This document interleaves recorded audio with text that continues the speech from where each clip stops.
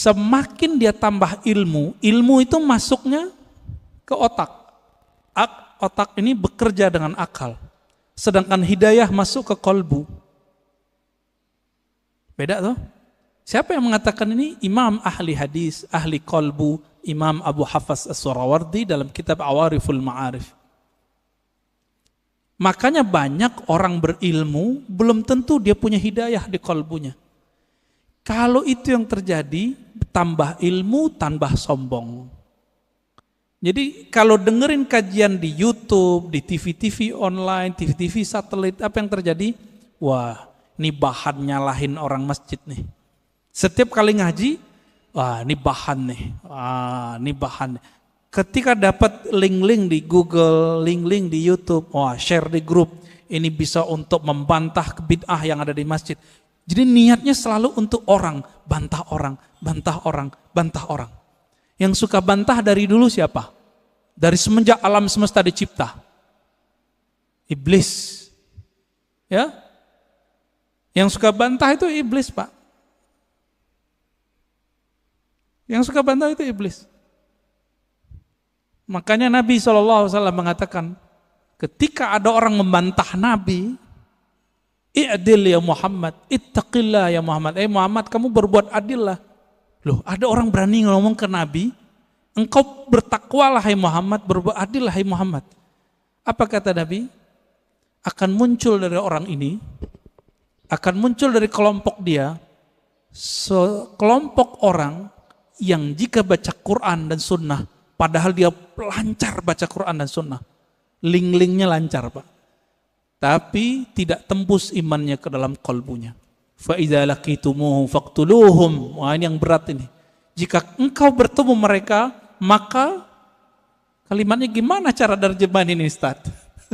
Faqtuluhum, bunuh mereka. Loh, berat.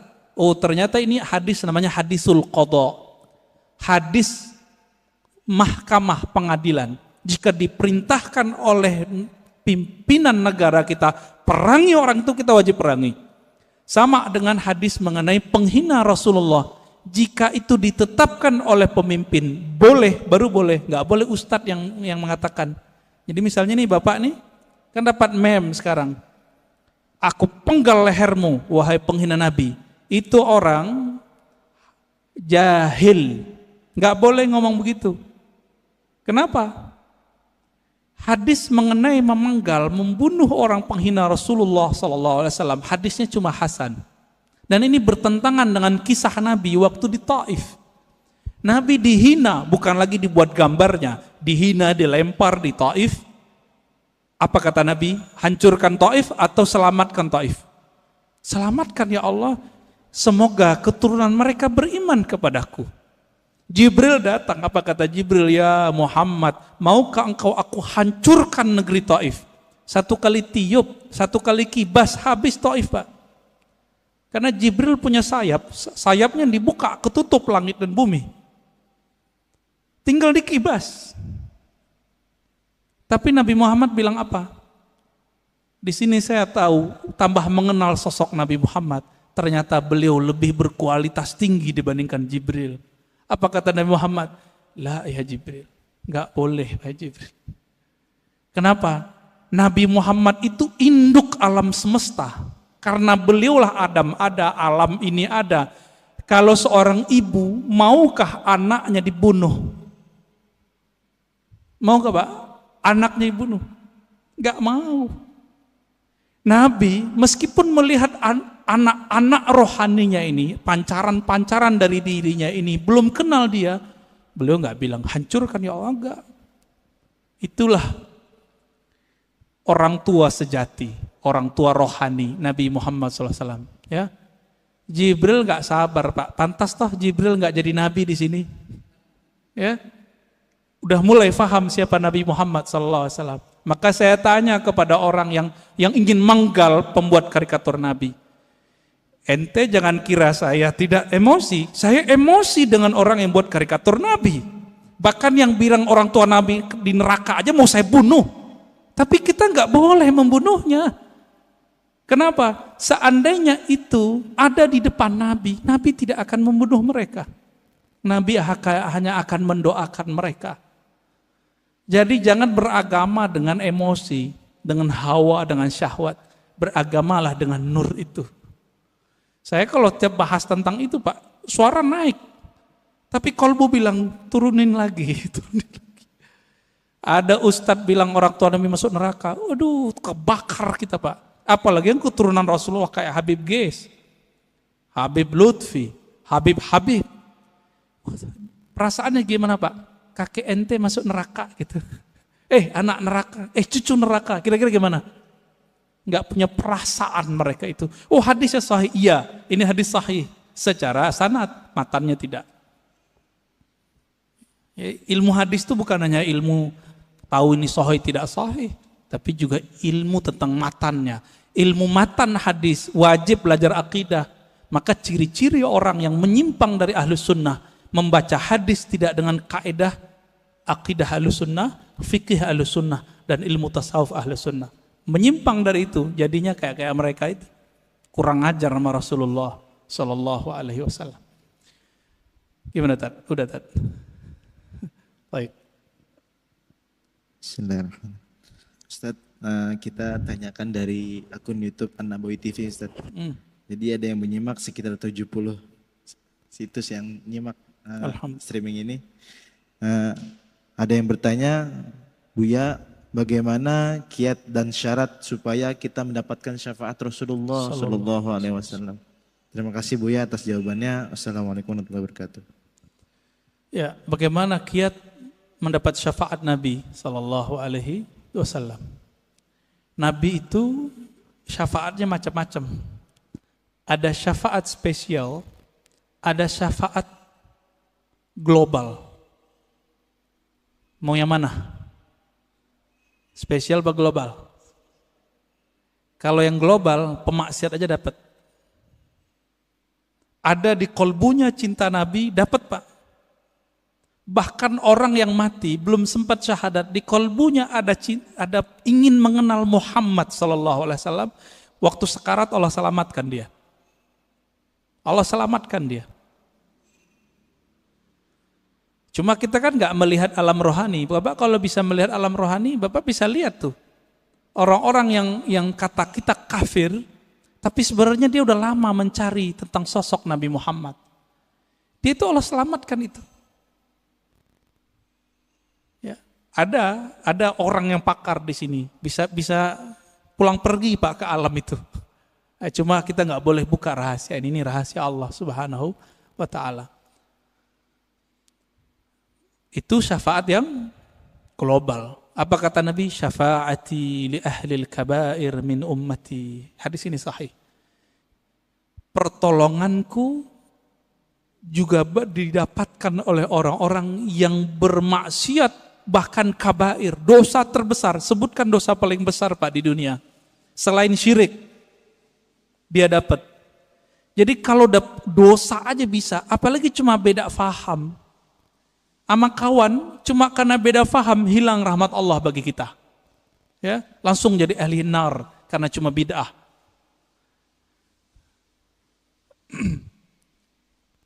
Tapi ada yang spesial. Siapa yang spesial ini? Apa kata Nabi sallallahu alaihi wasallam? Ya. Aulan nasbi aksaruhum salatan alaiya. Orang yang paling spesial nanti di sampingku, yang aku cari mereka nanti adalah mereka-mereka yang paling banyak menyampaikan salam dan salawat kepadaku. Tadi saya sudah sampaikan Pak, salawat dan salam itu mesti kenal dulu. Baru berasa, baru Pak kecanduan. Kalau kita udah senang sama seseorang, kita telepon, terus kita tanya kabarnya. Ya. Itu dia. Maka bersolawatlah kepadanya. A'rif nabiyyak summa salli wa sallim alaih. Kenali nabimu, lalu salawat dan salamlah kepadanya. Itulah hakikat daripada mengikuti Nabi sallallahu alaihi wasallam. Pasti banyak.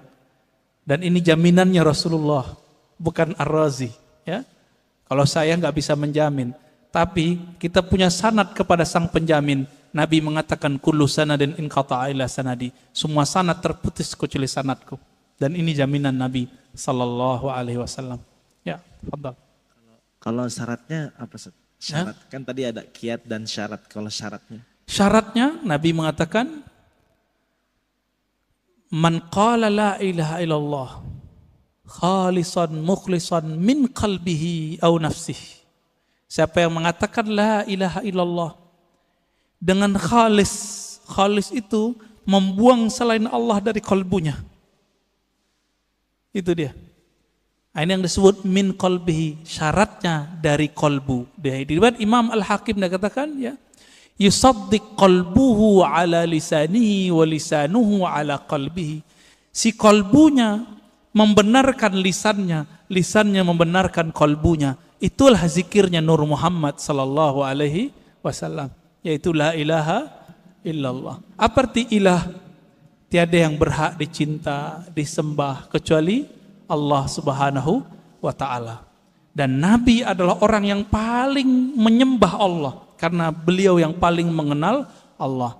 Jadi syaratnya cuma satu, kenalilah Allah, kenalilah Rasulullah. Jadi kita dengan syafaat itu tergantung seberapa kualitas pengenalan kita kepada Allah dan Rasulullah sallallahu alaihi wasallam. Ya. Gitu Ustaz. Iya.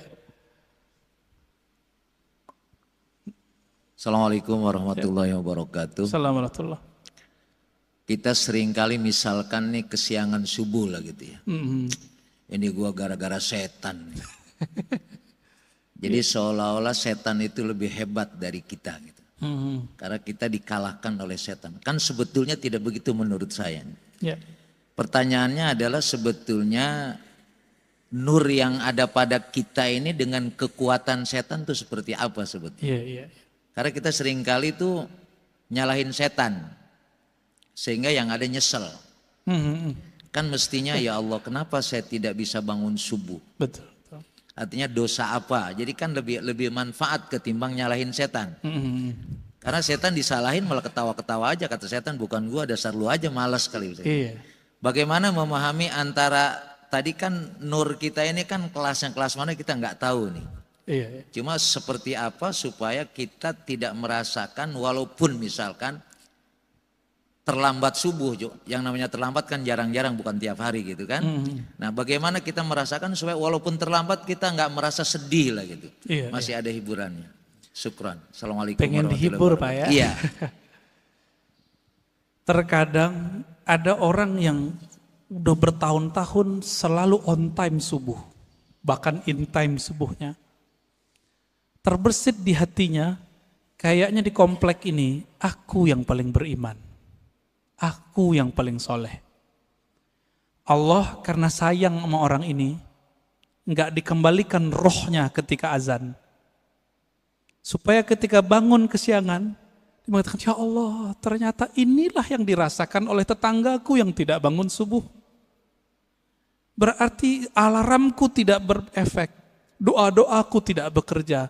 Ini adalah mutlak pemberianmu. Di situ dia bersyukur Pak. Setiap hari besok dia mengatakan, ya Allah tolong bangunkan aku. Jadi ada perasaan harap-harap cemas yang buat dia merasa dirinya merasa hina di hadapan Allah. Inilah makna hadis qudsi, hadis sahih. Apa kata Allah? Ya ibadi, fa illam tuznibu. Hai hambaku, jika engkau tidak merasa berdosa, tidak merasa hina di hadapanku, tidak merasa lemah di hadapanku, aku akan datangkan generasi baru yang mereka merasa berdosa. Jadi dosa itu merasa apa enggak itu aja. Banyak orang berdosa apa enggak merasa. Lalu mereka minta ampun kepadaku, lalu aku ampuni mereka. Untung Pak, ketika bertahun-tahun on time. Ada perasaan itu. Karena ada sebuah hadis. Ini hadis bukan untuk orang tapi untuk kita. Apa kata Nabi? 2 sholat yang berat bagi orang munafik, yaitu al-isya wal subuh. Isya dan subuh, hadis Bukhari. Akhirnya setan bilang, tuh tetanggamu munafik loh. Jadi setan ini jangan salah Pak, setan itu pernah berdebat dengan Allah. Jadi ilmunya tinggi. ilmunya tinggi. Nggak cukup dengan ilmu-ilmu kita yang standar. Bapak ini misalnya udah jadi kiai, itu setannya punya ilmu di atas kiai itu. Lalu gimana? Kita harus punya perangkat senjata yang bisa menaklukkan itu. Masih ingat kisah Nabi Musa? Nabi Musa didatangi, hadis Sahih Bukhari, didatangi oleh Adam. Saya pernah cerita di sini kalau nggak salah. Oh belum kali ya, ini kan baru yang kedua ya. Apa kata iblis? Hei Musa, ente kan kalimullah, orang yang dialog dengan Allah. Ya, bilang dong ke Allah, aku mau tobat nih. Iblis pernah kepikiran mau tobat. Karena iblis udah ditunjukin neraka tuh kayak gimana Pak. Iblis loh ya. Jadi iblis aja kepikiran mau tobat. Masa orang maksiat gak pikiran tobat? Lalu apa kata Musa? Bertanya Musa kepada Allah. Lalu Allah sampaikan kepada Musa. Sampaikan itu kepada iblis. Ya? Iblis. Apa? Jika engkau ingin tobat, maka revisilah pembangkanganmu itu. Gimana cara merevisi pembangkangannya? Tuh, di sono tuh ada kuburan Adam, kakekku, tolong sujud kepadanya. Kira-kira jawaban iblis apa, Pak? Ogah gua. Dia hidup juga nggak masuk mau sujud, apalagi udah bawa tanah. Tambah kufur, Pak. Inilah pribadi iblis. Jadi orang-orang yang iblisiyah ini, pewaris iblis, ngaji bukan nambah iman, nambah kufur. Ngaji bukan nambah rendah hati, nambah sombong. Apa kata si iblis waktu Nabi Adam masih hidup? Ana khairu minhu. Aneh kan lebih baik dari dia. Jadi kalau kita berani nih ngomong, Bapak mau ahlus sunnah, mau nggak ahlus sunnah? Bapak nih udah ngaku ahlus sunnah, terus merasa lebih baik daripada orang yang nyala-nyalain. Iblis juga itu. Jadi kita nggak boleh merasa itu meskipun kita benar. Ini yang dimaksud oleh Nabi, siapa yang berdebat, meskipun dia tahu dia benar, dia tinggalkan perdebatannya. Allah taruh dia di tengah-tengah surga. Wasatil jannah. Tapi dia tahu dia benar, orang ngajak debat, dia nggak mau debat. Kalau tadi udah debat duluan. Maka Allah taruh dia di tempat paling tinggi yaitu Firdaus. Kenapa? Karena debat itu adalah karakter iblis yang jahil kepada Allah. Dia memandang Nabi Muhammad Adam, tapi dia tidak kenal nur yang ada di wajah Nabi Adam. Nur apa itu? Nur Muhammad. Tiupan Allahu Ahad itu ada di wajah Nabi Adam. Iblis gak bisa lihat, itu alim atau jahil? Yang ini gak akan bisa ditembus oleh iblis, Pak. Iblis minta izin kepada Allah. Ya Allah, tolong izinkan aku mengakses kolbunya manusia. Apa kata Allah? Enggak diizinkan ente. Tapi ente punya cara. Tidak langsung. Caranya apa? Tajri majrad dam. Kamu diizinkan mengakses lewat darah. Tapi enggak boleh langsung ke jantung. Karena jantung berhubungan dengan kolbu. Tapi karena darah itu nanti mengalir, berputar di dalam kolbu. Inilah orang kalau tidak membersihkan kolbunya menjadi kolbu iblis. Itulah yang nanti kalau dibiarkan Pak pribadi ini merasa lebih, nanti lama-lama dia berani nyalain orang, bahkan bunuh orang yang beda sama dia, bahkan ngebom orang yang beda faham sama dia. Nanti di akhir zaman, ini kan akhir zaman sudah, mereka akan menjadi tentara Dajjal. Inilah yang masuk dalam imajinasi para pembuat seniman-seniman itu jadi zombie. Zombie itu adalah karakter dari atba'ud Dajjal. Nggak ada iman di kolbunya. Hati-hati Pak. Ya, maka pandanglah kolbu itu, bersihkan tiap hari. Jadi kalau mau istighfar nggak hanya istighfar zahir, istighfar kolbu. Kalau kita udah masuk istighfar kolbu, siapa aja ngomong kita dengerin. Siapa yang ngajar kita dengerin. Khotibnya gak menarik, tetap kita doain. Tapi kalau iblis bersarang di kolbu, lewat darah itu, karena dia bisa menguasai darah di mata, dia akan bilang, khotib bodoh. Gitu Pak, mulai itu. Walaupun bapak ini ahlu sunnah aswaja katanya, kolbunya sudah jadi kolbu setan. Jadi jangan heran banyak nanti dai-dai yang katanya berpakaian aswaja ahlu sunnah, tapi kolbunya sudah kolbu iblis. Apalagi yang bukan ahlus sunnah. Semoga Allah melindungi kolbu kita. Amin ya rabbal alamin. Ya. Khalas. Ya. Ya. Nggak tahu nih, terserah Pak Antum aja deh.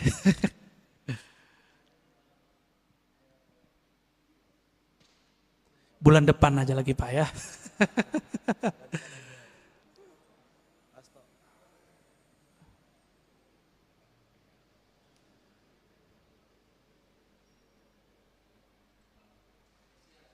Taib.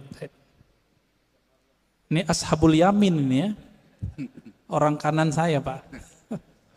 Nanti Bapak harus pindah ke sini Pak. Ya, Bismillahirrahmanirrahim. Assalamualaikum warahmatullahi wabarakatuh. Assalamualaikum warahmatullahi wabarakatuh. Ini pada waktu awal tadi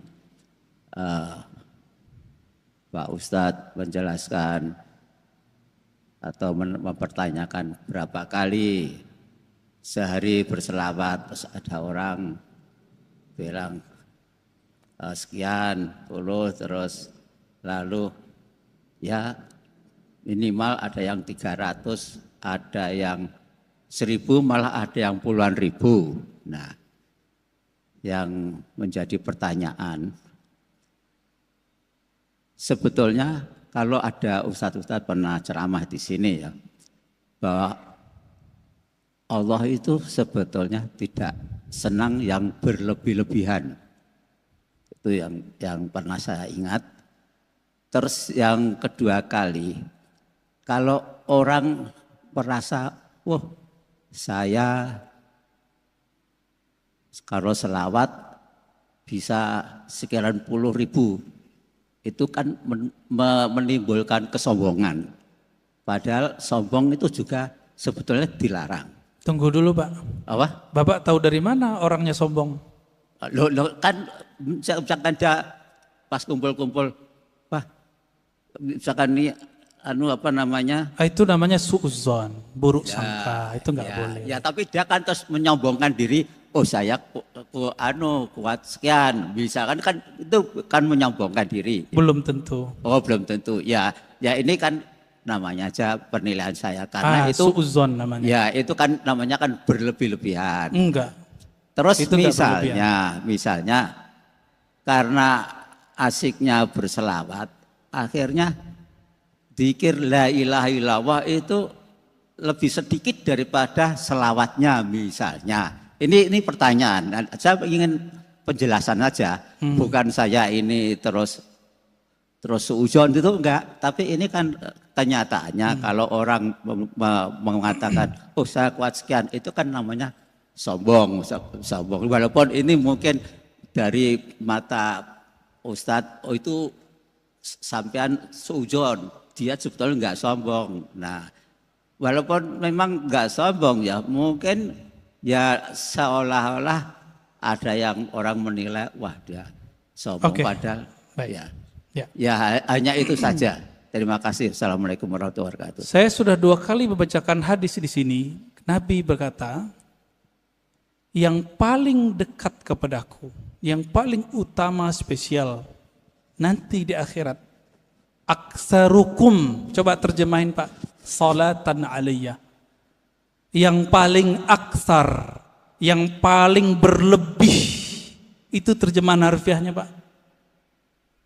Yang paling berlebih sholawatnya kepadaku.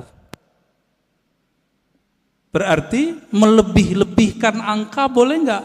Itu disunnahkan, bukan bid'ah itu. Kalau saya ngeliat ustadz nih baca Quran bilang saya sehari khatam, apakah saya bilang dia sombong? Itu setan yang mewaswaskan kepada saya, ente sombong ini ya. Paling-paling orangnya terjebak pada ujub. Apa arti ujub? Dia kagum dengan amalnya. Itu paling banter Pak, nggak lebih dari itu. Kalau sombong sih enggak. Masa orang zikir sombong? La ilaha illallah dan salawat itu adalah akhir dari kesombongan, habis di situ. Orang kalau bilang Allahumma itu secara rohani habis sombongnya.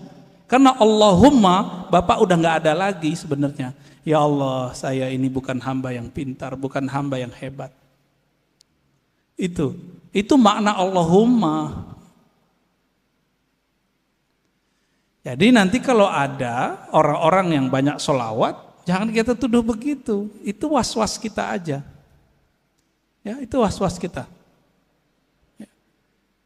Perasaan kan gitu. Perasaan apa kenyataan itu kan beda. Nah, ini mohon maaf Pak, saya harus koreksi karena ini berbahaya untuk seumur Bapak. Itu nggak boleh ada suuzon lagi. Nggak boleh sama sekali. Siapa yang masih nyimpan suuzon di kolbunya, saya khawatir su'ul khotimah nanti. Buruk sangka itu melahirkan su'ul khotimah Pak. Ini sudah rumus. Udah rumus di mana-mana. Kita udah nyaksiin orang-orang yang paling banyak berburuk sangka kepada hamba Allah. Itu mati nggak bener. Jadi tolong itu dibuang. Dibuang itu. Ya. Jadi mohon maaf ini. Ini harus dikikis habis. Makanya suara saya harus tinggi untuk mengikis Bapak itu. Ya, semoga Bapak tambah rajin sholawat. Ya, saingin dia Pak. Nanti Bapak adukan itu ke Rasulullah. Rasulullah, menurut saya ini berlebihan. Nanti dijawab Nabi Pak. Aulakum, yang paling utama dari kamu adalah yang paling berlebihan itu sholawatnya kepadaku. Sampai datanglah Ubay bin Ka'ab kepada Nabi. Apa kata Ubay? Wahai Rasulullah, saya jadikan sholat kepada engkau cukup 1/4 ya. Apa kata Nabi? Ya boleh. Kalau setengah gimana? Boleh. Kalau 2/3 gimana? Bagus. Kalau semua bagaimana? Wah, top, hai Ubay. Apa kata Nabi? Apa kata si Ubay? Dengan demikian wahai Rasulullah, aj'al salati kullaha lak. Aku jadikan salawatmu untukmu semua. Maka amalannya Ubay yang hafiz Quran, setiap nafasnya adalah salawat kepada Nabi sallallahu alaihi wasallam. Berlebihan enggak sahabat Nabi ini? Abu Hurairah zikir 12.000 tiap hari, berlebihan enggak? Dan itu ditulis dalam kitab. Jika itu berlebihan, Abu Hurairah lah yang pertama berlebihan. Ali Zainal Abidin, ya, cucu Rasulullah sallallahu alaihi wasallam, itu salat 1000 rakaat tiap hari. Berlebihan enggak itu? Ya. Utsman bin Affan sehari 8 khatam. Gimana ceritanya itu? Kita coba sehari paling bisa 2 khatam. Utsman bisa 8 kali khatam. Kecepatan otaknya di atas rata-rata itu Pak. Coba tanya sama hafiz Quran, dia paling mengerti masalah itu. Cuma hafiz Quran yang mengerti 8 khatam bisa sehari. Saya udah ketemu sama orang begitu. Jadi bisa paham. Dibantah sama teman kita waktu itu, ente berlebihan, sama kayak Bapak ngomong tadi. Bukannya dalam hadis Nabi melarang mengkhatamkan Quran kurang dari 3 hari. Artinya sehari 10 juz, 10 juz, 10 juz, 30 juz. Ini kalau ngomong fikih jadi kenceng lagi nih ya. Tuh, pada ketawa tuh Pak. Apa kata Nabi SAW? Tidak paham Al-Quran orang yang khatam kurang dari 3 hari. Itu Nabi lagi ngomong sama siapa? Abdullah bin Amr Abdul As, anak muda. Maksudnya ente gak paham kalau baca lebih banyak dari 10 juz tiap hari, ente gitu. Nabi gak ngomong ke Utsman. Lebih mulia Utsman atau Abdullah bin Amr? Saya mau tanya Pak. Utsman. Jadi ketika Nabi ngomong tidak faham Quran, orang yang mengkhatamkan kurang dari 3 hari, itu Nabi berarti nggak ngomong ke Utsman. Karena Utsman nggak mungkin pelaku berlebihan, nggak mungkin. Yang berlebihan yang haram itu adalah orang yang berlebihan dalam berdoa dan berlebihan dalam membelanjakan harta. Itu nggak boleh, 2 itu aja Pak. Adapun salawat, zikir, dan Quran, Bapak mau lebih-lebihkan, Allah belum cukup dengan itu. Ya, jadi tolong hati-hati dalam meletakkan persepsi kita, jangan ditaruh itu sebagai standar kebenaran. Mohon maaf teguran saya begini karena saya sayang Bapak. Ya, saya sayang Bapak dan saya nggak mau Bapak mati husnul khotimah. Karena Bapak sudah rajin sholat subuh. Saya doakan semoga yang hadir, terutama Bapak yang bertanya, tambah cinta Rasulullah, tambah banyak salawat kepada Rasulullah. Allahumma ja'alna minal muhibbin. Ya Allah, jadikan kami orang yang sangat cinta kepada Nabi. Allahumma ja'alna minal muktsirina bi salati ala nabiyika. Ya Allah, jadikan kami orang yang paling banyak bersalawat kepada nabimu sallallahu alaihi wasallam. Rabbana atina fid dunya hasanah wa fil akhirati hasanah wa qina adzabannar walhamdulillahi rabbil alamin sallallahu alaihi wasallam. Assalamualaikum warahmatullahi wabarakatuh. Waalaikumsalam warahmatullahi wabarakatuh. Buya, makasih banyak atas materinya Buya.